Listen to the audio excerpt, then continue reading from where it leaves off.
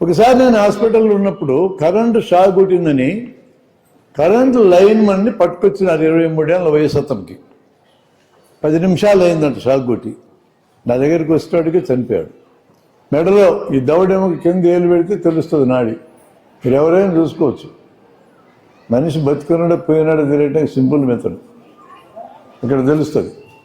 తర్వాత ఎటు నేను ప్రాక్టికల్గా నేర్పించిన దగ్గర అందరితో చేయిస్తాను. చూసా చనిపోయినాడు. ఎంతసేపు అయినా షాక్ కొట్టింటే 10 మినిట్స్ అయిందన్నాడు. 10 మినిట్స్ గుండె ఆగితే ఆడదు. పెళ్ళి 2 ఏళ్ళు అయింది. పసిబిడ్డ 3 నెలల బిడ్డను ఎత్తుకొని అతని భార్య వచ్చింది. ఏడ్చుకుంటా ఉంది. ఆ పసిబిడ్డకి అర్థం కావట్లా. 3 నెలల పిల్లలకి ఏమర్థమవుతుంది? ఇతను చనిపోయినాడు. ఇతని గురించి బాధ్యత తీసుకుని లేదు. ఆ పిల్లలకి ఏమైందో తెలియదు. ఈ దేశంలో సంపాదించేటోళ్ళు సంపాదిస్తూ ఉంటారు, పోయేటోళ్ళు పోతూ ఉంటారు. ఈ పోయే వాళ్ళ గురించి సంపాదించేవాళ్ళు బాధ్యత తీసుకోరు. ఎవరికోడు బాగా బతికిస్తారు, పక్కడు సచ్చిన పర్లా. అంత గొప్ప ఫిలాసఫర్ ఉన్న దేశం మంది. కాబట్టి ఆ పిల్లల సంగతి ఎవరు చూస్తారో తెలియదు. నేను కొన్ని వేల మందికి గుండె ఆగిపోతే ఆడించడం తరఫీదు ఇచ్చున్నా, కానీ నేనేం చేయలేను. దీని కాంట్రాస్ట్గా ఇంకొక అనుభవం చెప్తా. 1990 అక్షరాస్యత ప్రోగ్రాం అయిపోయినాక చిత్తూరు జిల్లాలో అక్షరాస్యత అనంతర కార్యక్రమాలు చేస్తూ వచ్చినప్పుడు తిరుపతికి దక్షిణాన కమ్మవారి కండ్రిగాను గ్రామంలో 2 రోజులు ప్రథమ చికిత్స శిబిరం పెట్టాం మేము జన విజ్ఞానికుల తరఫున. 2వ రోజు నేను వెళ్ళా. అక్కడ మాకు ఖర్చులేముండవు. గ్రామాల్లో ప్రోగ్రాంలు పెడితే ఇంటికి ఒకరం పోయి అన్నం తింటాం, వచ్చి ఒక కష్టంలోనూ కలంలోనూ కూర్చొని మాట్లాడుకుంటూ ఉంటాం. మళ్ళీ తిండి వేళకు పోయి మింగొస్తాం. రూపాయి ఖర్చు ఉండదు మాకు. అలా 10ంటికి స్టార్ట్ అయింది నా కార్యక్రమం. పురుగు మందులు తాగితే ఎట్లా రక్షించుకోవాలి, బావిలో పడితే ఎట్లా, ఉరేసుకున్న ఎట్ట బతికించాలి, ఇవన్నీ చెప్తా ఉన్నా. పొలాలకు వెళ్ళే రైతులు 10 మంది కాడిమానులు అక్కడ పడేసి ఎద్దుల్ని చెట్టుకు కట్టేసి కూర్చున్నారు. ఇదేదో వాళ్ళ సంగతే చెప్తున్నాను కదా అని. మధ్యాహ్నం భోజనం దాకా విన్నారు.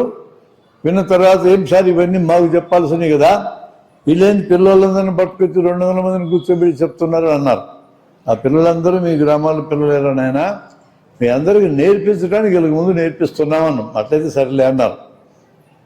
సాయంత్రం మేమందరం 4ంటికి తిరిగి వచ్చే టైంకి ఈ 10 మంది రైతులు మాకు అడ్డం వచ్చినారు. ఎట్లా పోతారు మీరు ఈ ఊరు దాటి అన్నారు. ఏం సమస్య అన్నా. మా ఇళ్ళకి వచ్చి భోంచేయాలి కదా, అందరి ఇళ్ళకి పోయి మా ఇళ్ళకి ఎందుకు రారు అన్నారు. అంత ప్రేమ ప్రజలు చూపిస్తారు. ఇప్పటికీ కూడా అంత ప్రేమ చూపించే ప్రజలు ఉన్నారు. మనం పోవటంలా గ్రామాలకు, అంతేగాని జనమవుతున్నారు. సరే వాళ్ళ ఇళ్ళకి వెళ్ళి తిని వెళ్ళిపోయినాం. ఈ ట్రైనింగ్ అయిన నెలకి వర్షాకాలం వచ్చింది. ఉరుములు మెరుపులతో వానలు. పొలం దున్నుతున్న రైతుకి పైనుంచి మెరుగుపడింది అంటే పిడుగుపడింది అంటాం. ఇది మా క్లాసుల్లో చెప్పినాం మేము. 4 సందర్భాల్లో గుండె ఆగిపోతుంది. కరెంటు షాక్ కొట్టినా గుండె ఆగిపోతుంది, మెరుపు తగిలినా గుండె ఆగిపోతుంది, మందులు గిట్టకపోతే గుండె ఆగిపోతుంది, హార్ట్ అటాక్లో గుండె ఆగిపోతుంది. అన్నిట్లో కాదు, హార్ట్ అటాక్ కొన్నిట్లో. ఈ 4 సందర్భాల్లో గుండె ఆగిపోతుంది. ఈ 4 సందర్భాల్లో వెంటనే గుండెని ఆడిస్తే ఇమ్మీడియట్గా స్టార్ట్ అవుతుంది. అది ఆ 4గిట్టుకున్న గొప్పతనం. చాలా దీర్ఘకాలం నుంచి గుండె జబ్బుండి గుండె ఆగిపోతే ఎవడు బతికించలేడు, వదిలేని దాన్ని. ఇవి 4 సడన్గా వచ్చేవి.